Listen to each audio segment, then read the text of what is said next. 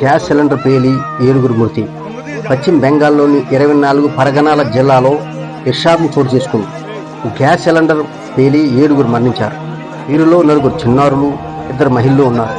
మరో మహిళ గాయపడినట్లు పోలీసులు తెలిపారు.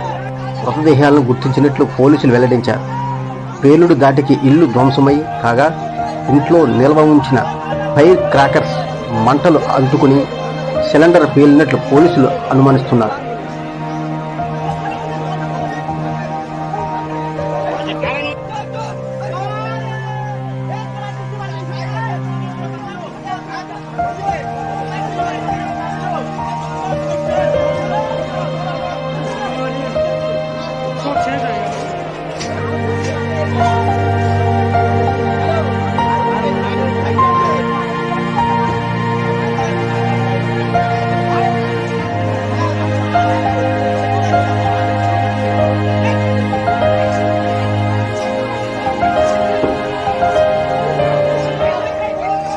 కొన్న గూడ్స్ రైలు 3 మృతి.